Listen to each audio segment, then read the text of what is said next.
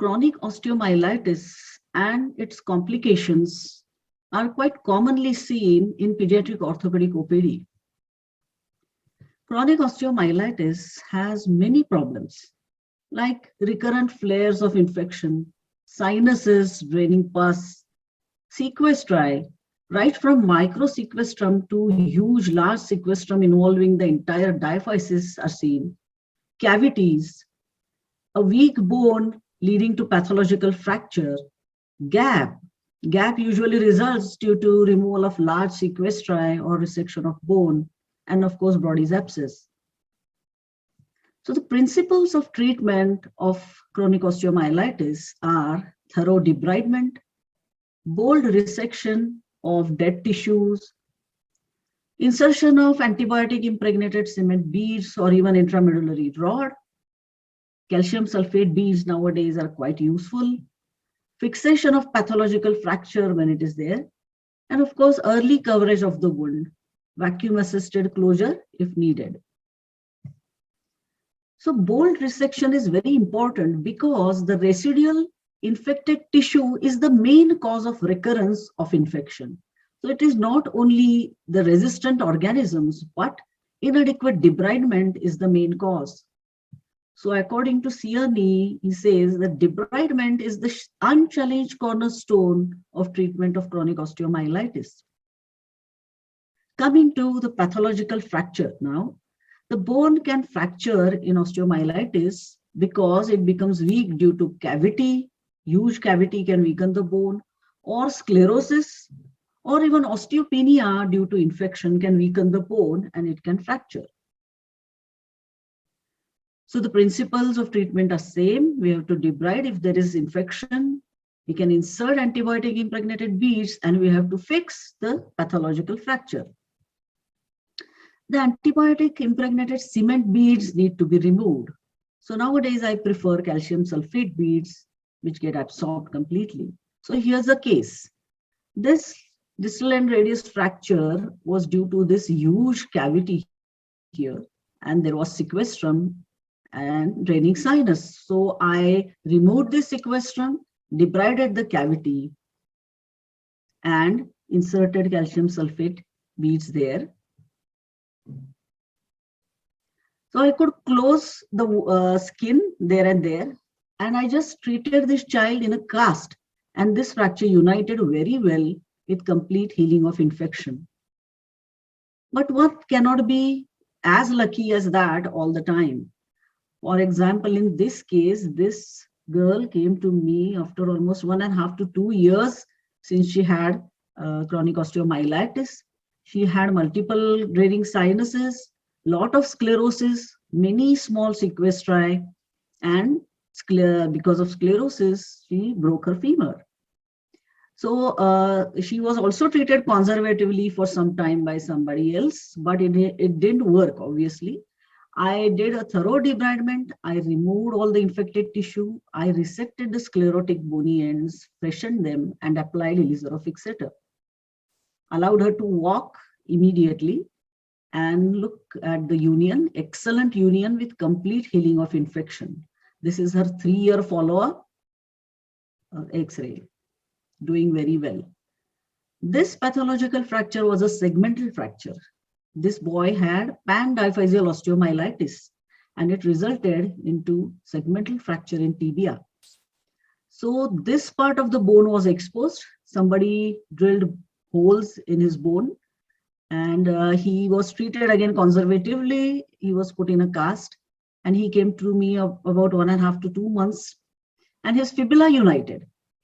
So I removed the dead necrotic bone and applied Ilizarov fixator, and I distracted through the proximal fracture and did a bone transport. So you can see bone is forming nicely even through this proximal pathological fracture. And the lower fracture was also uniting. So that's the result, complete union of both the pathological fractures and complete cure of infection. And even the soft tissue defect closed on its own completely with the bone transport. Coming to the gaps. Well, removal of large sequestri or resection of dead bone can result into huge gaps in bones. So treatment options available for gap are, of course, bone transport. Then there is vascular fibular graft, tibia pro fibula, or even non-vascularized free fibular graft. I prefer, of course, bone transport. The other modalities of treatment of treating gap have few problems, like there is always a risk of reinfection, delayed union, or even persistent limb-length discrepancy.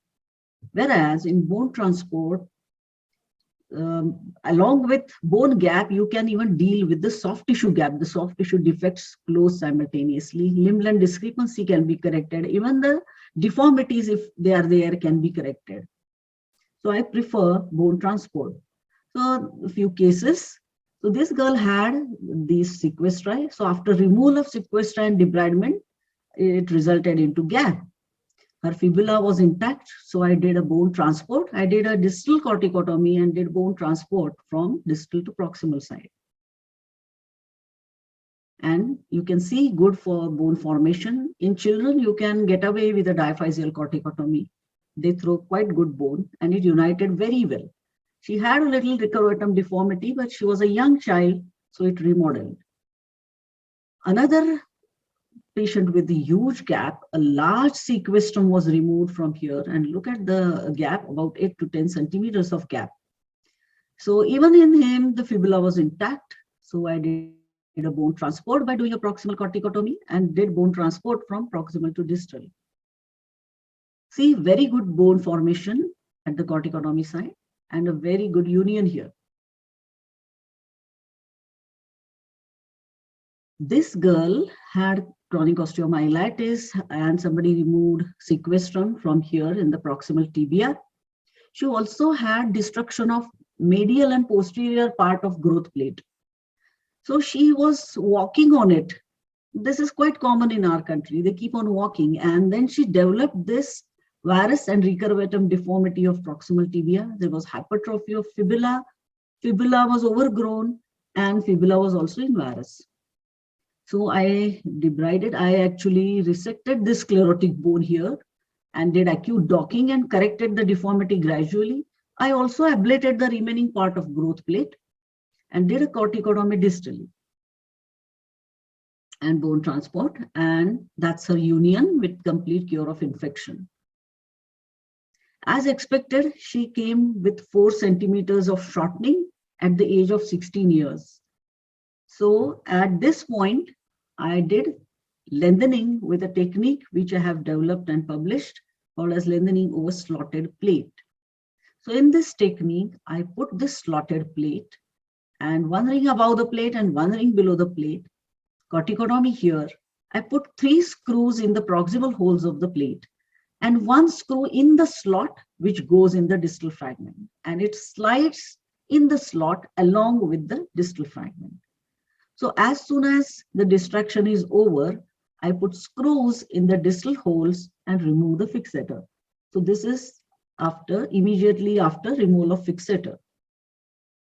And this is 6 months after removal of fixator. You can see an excellent region rate.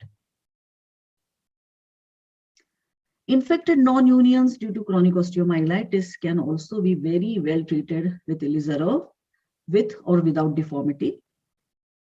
So this boy had this non-union. He had multiple sequestri, small sequestri, and a draining sinus with intact fibula.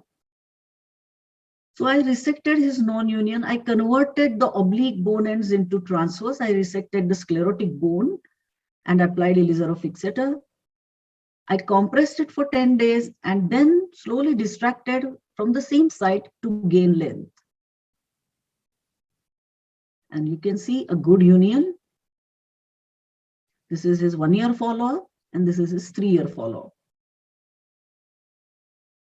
This is an infected non-union with severe deformity. So this boy had chronic osteomyelitis. Somebody did debridement and inserted beads, and he also had pathological fracture, which was treated conservatively by somebody else, but it didn't unite.